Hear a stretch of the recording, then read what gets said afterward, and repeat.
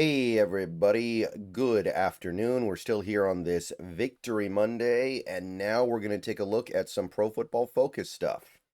Going to take a look at what Pro Football Focus had to say about yesterday's game. Obviously, when you dominate like that, you'd expect most of the things they say would be pretty positive, but let's dive in a little bit.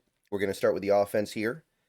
You guys know how I feel about Pro Football Focus. I think they're good. I think they do a lot of good work. That doesn't mean they get everything right. That doesn't mean their grades are always going to necessarily hit on the truth. But I think that the effort that they put into this is commendable, and I think it's worthy of consideration when you're trying to understand this whole NFL football thing. So, first video, we're going to do the offense. We'll do the defense in a later video like we always do. And, I mean, look, it was 38-7 at halftime. So the offense, it's going to get some pretty rave reviews. More on that after the break. All right, guys, let's take a minute so I can tell you about Sleeper, a one-stop shop for all your sports needs. You can celebrate and chat on sports games in real time with other users. You can get the fastest scores, blazing fast sports news and sports alerts right at your fingertips. And of course, you can use Sleeper to play in fantasy leagues and win real money on picks contests. This is the way sports were meant to be enjoyed together. So download Sleeper today. Use promo code SBN to get up to a $100 match on your first deposit. And you can pair that with another promo they have right now where you can get a $20 entry free with no deposit required. So get both of those things going. Terms and conditions apply. See Sleeper's terms of use for details. Currently operational in over 25 states and growing. So check out Sleeper today. Get to it and go have some fun with sports this year. All right, welcome back. So no surprise here, I think. Leading the way, JSN. I mean, he does this every week now, where we've kind of come accustomed to it. Honestly, that was the least dominant game he's had in a while because he didn't top 100 yards, and he only played 26 snaps, so it's definitely one of those funky things, but there's no denying his efficiency. He averaged a catch every 5 snaps he was on the field, basically. Gave you almost 100 yards on a day where you barely threw the ball, 92.3. And Cooper Kupp, again, efficiency, right? He only had 2 catches, but one of them, monster play. And I've seen a lot of people kind of dismiss Cooper Kupp over the last couple weeks as like being an glorified wide receiver coach. I think this guy has a little bit left he can give to this team. I don't think we're there yet. I think he can still do stuff on the field. So yeah, 90.6. I mean, hard to beat that. Ken Walker and Zach Charbonnet, both running backs. I mean, they both had really good games. And Walker actually leads the way, which is interesting because on the field, you would say that Charbonnet was a little more productive. But they're both up here, both having really good, really efficient seasons. And PFF continues to say that the main reason why Seattle struggles to run the ball is the offensive line, not the play of the running backs. And number 5 here, 5th place. How about Oluwatimi, even with a fumbled snap and a penalty? 78.1. Well-rounded grades. 82.5 run block. And I did notice, don't think I didn't notice, we started to run the ball better when Oluwatimi got in the game. I'm not saying that he's a better player. I'm not saying he's better for this team. But I do think you noticed clearly the team started to run the ball more effectively when Oluwatimi was out there. Definitely at least interesting to monitor going forward. And George Holani, only 11 snaps, not a huge sample size, but well graded, well deserved. He did his job. I don't think anybody can say otherwise. So those are your top performers on the offense, along with, we got to throw in Anthony Bradford here. Of all people, well graded for the 2nd game in a row. Really clean. No real problems here. 75.8. Hard to beat.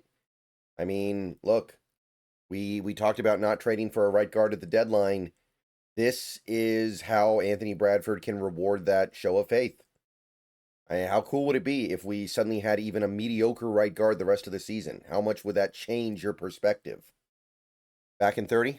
Hey everybody, Seahawks Brendan Nelson here to show you some really cool steel art for the 50th anniversary of the Seahawks and a Mariners medallion too, like the ones pictured above my head.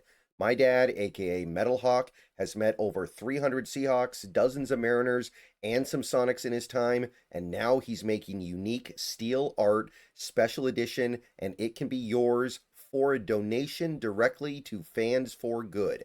Click the Facebook link down below for complete instructions. Back to the video. All right, so after that, Cross, well graded, not stellar or anything. Feels like it's been a while since Cross had like an over-the-top great grade at left tackle, but I'm not necessarily reading a ton into that. I still think he's playing really well. It's just worth noting that he's probably not going to have like a Tristan Wirfs or a Trent Williams type season. He's going to have a good season that clearly warrants an extension, but he's not dominating the way the truly elite left tackles do. And then we got Sam Darnold. I mean, he had 3 turnovers, and I only think one of them was really his fault, but it's hard to do that and be well graded, so credit to him for salvaging. I think it's pretty reasonable, though. He only threw the ball 12 times, so I understand not giving him an abundance of credit. But realistically, like, he was super efficient on those 12 attempts, so at the same time, it's like, what are you really asking for here? Shaheed, pretty anonymous, pretty whatever. Only caught 1 pass for 3 yards, so we got to give that a little bit of time. We got to get in a more competitive game. Cable do only 6 snaps. AJ Barner somehow got a 2.3 grade in pass protection, and they only really liked his barnyard stuff. So we're gonna write that one off, though. He's injured. He's not playing at 100%. I think we all know that. Ricky White, Brady Russell, both barely played. Cody White out there for a lot of snaps, but no real production. 58.7, whatever. Josh Jones, mostly garbage time, whatever. And this is going to get some attention this week. Jalen Sundle, 55.7. And his run blocking in particular was dinged pretty heavily here. So, I mean, I think that the scheme fit makes him more valuable to this offense than Oluwatimi. But, I mean, I don't think it's unfair to say that Oluwatimi did play better on this particular day, and that's even with the bad snaps. So, going to be some interesting discussions this week. Abe Lucas gave up the strip sack, so that alone, and he also had a penalty. That alone is going to push you down here a little bit. Oots continues to not be well graded, but again, I wonder if PFF really has a good understanding of how to grade fullbacks. Arroyo, pretty far down, not much for him to do. Collar up, had a penalty, so he's going to be pushed down. Ray Zabel can't catch a break, though. And I don't know. Watching these games, I definitely don't get the sense that Gray Zabel's playing poorly. So I don't really know what to say. I don't know what to think of it. I mean, there are plenty of other sites out there that tell you that Gray Zabel's playing really good, but for whatever it's worth, PFF, they don't show him nothing. They can't give him anything. And then Drew Lock down here in the garbage time snaps. I mean, I think all he did was hand the ball off, if I recall, so I don't know what he did that could have possibly warranted this, but whatever, it doesn't really matter. So that's the top line. Looking a little bit more granularly at the Sam Darnold stuff, again, we're not going to learn a lot because he only dropped back to pass 13 times, so I'm not really looking at this stuff too hard. They gave him 1 big-time throw, which I assume was the touchdown, and they gave him 1 turnover-worthy play in a game where he had 3 turnovers, so I think that goes to show how turnovers are fickle and shouldn't be looked at all that hard when you're evaluating quarterback play in this league. Very little pressure on him as well, by the way, so that's cool. But yeah, I mainly look at this just for the turnover-worthy play stuff and the big-time throws. And again, you're just not going to see a lot in a game like this. And the passing chart, again, with only 12 attempts, what are you really going to say? He had 1 big throw down the field, the JSN throw, worked the intermediate a little bit. It feels like you didn't even get enough of a sample size to say much, right? Like, what are we really going to say about this? He did not have more than 2 throws to any area of the field, right? What are you really going to say about that? What are you going to learn there? He's using the middle of the field adequately. He's using all areas of the field. He's hitting all kinds of... it's... There's only so much you can go on when you're talking about a sample size like that. Receiving grades, again, the only thing I really care to look at here for the most part is just the slot reps percentage, and kind of interesting. So Cooper Kupp is back. JSN's out there, obviously. The guy who actually leads the team in slot snaps is Rashid Shaheed, who only played like a third of the game. So maybe that's where we see Shaheed being able to help this offense the most. A little bit surprised by that. I would have thought that Kupp would have become your primary slot receiver, but the other thing to keep in mind here is in a game where you only had 13 passing plays, actually like 13 routes run by receivers, you're not necessarily going to get a great feel for anything.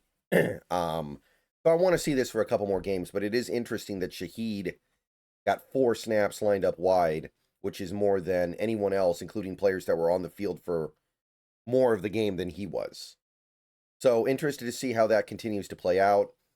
The receiving versus coverage page, again, I just like to see how JSN's getting his targets. And again, you see the same really good stuff, right? You've got a target or 2 targets against Denzel Burke. You've got a target against Garrett Williams, so both those guys are cornerbacks. But you've also got 2 targets when he's matched up on a weak side linebacker, Akeem Davis-Gaither, and then you've got a target against Cody Simon. And that's when things get really unfair for JSN. And I say that even knowing that the target to JSN to one of the targets to Davis-Gaither was picked off, but that was a fluky play. Doesn't really mean much. And bottom line is, even with how good he's playing, JSN is still getting matchups against linebackers. And again, if we can keep that up, that's going to be too easy, man. That's going to be too easy for this offense to produce big plays. Linebackers got no chance. Safeties don't really have much of a chance. Really, it doesn't feel like anybody has much of a chance, but linebacker, it just kind of feels like you're dead on arrival when you're in coverage against them. Rushing direction, we ran the ball all over the field in this game. All kinds of data. Not necessarily a ton of data in any one area, but that speaks to how varied the rushing attack was. And look at how effective it was in some areas. Running off left guard between Cross and Zabel. 12.7 yards a carry on 3 carries. Middle left, effective. Middle right, decent. Right guard, off right guard, running the ball really, really well. Off right end, so that's outside the tight end on the right side. 6.4 yards a carry and a touchdown. Really, really good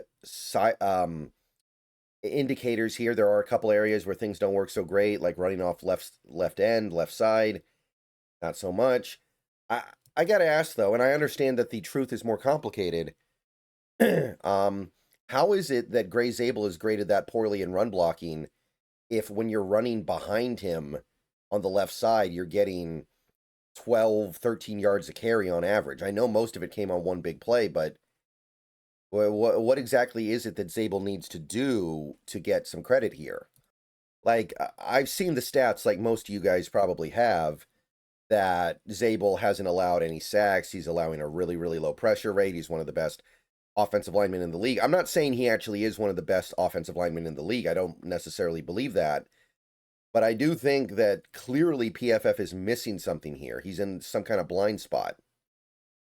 So I don't know what's up with that. But again, it's good to see this team have success in multiple areas, especially running up the gut. That seems to be where a lot of their success was. And a lot of it was later in that game when Oluwatimi got in there. So that is going to spark a little bit of debate, I think, this week. Even though I think that Sundle's clearly the guy. If we liked Oluwatimi, we would have determined that in practice and preseason. That's not something that you determine based off a half of football late in the season, I don't think. But it will provoke discussion. All right, pass blocking. Really, really good once again. Had a few guys get a little bit leaky, but nobody allowed more than 1 pressure. And the only offensive lineman to get dinged with a pressure was Lucas, who allowed the strip sack. And then the other ones, you had one on Collar Up, one on Barner, and one on Ken Walker. So, I mean, it's not good, but Walker is the guy that you typically don't trust to pick up pass blocking anyway, so it's not shocking. And Barner was playing injured. That probably interfered with his ability to play effectively, but Look at how clean everything else is, man. Look at how clean the rest of the chart is. Cross at the top. Bradford up here. Sundle and Oluwatimi. A Charbonnet only got one pass blocking attempt, but, I mean, again, it's another great chart. And, I mean, 2 weeks in a row now, this team has been probably the best team in the league at protecting their quarterback. Yeah, they allowed 1 sack. They allowed 4 pressures on PFF. PFR would probably say they only allowed 2. Really remarkable stuff here, people. Really remarkable stuff we're looking at right now with this team. And finally, run blocking. Again, the only thing I really like to look at here is zone versus gap. More zone than gap, but a good amount of both. Bradford, 24 zone blocking reps, 14 gap blocking reps. So therefore, that's probably about the right estimation here. And I think that's probably about right. I thought that a lot of our really successful runs at the end of the game were gap. Not 100% sure on that. And you can see that if you look at the individual grading, you can see that there isn't necessarily a lot of stellar stuff here from the gap blockers, but there is some decent stuff here. You've got the receivers doing well in gap. So we'll see if that maintains. The big discrepancy is just Abe Lucas. Really good zone blocking, really poor gap blocking. And Zabel also, you're seeing something kind of similar there with his split. So these guys are built to zone block at the end of the day. That doesn't mean you can't sprinkle some of it in. Okay, that's it. That's the offense. That is your Pro Football Focus grading for the day. I'll see you guys later. We're going to do the defense later. Go Hawks. And Victory Monday, people. Enjoy it.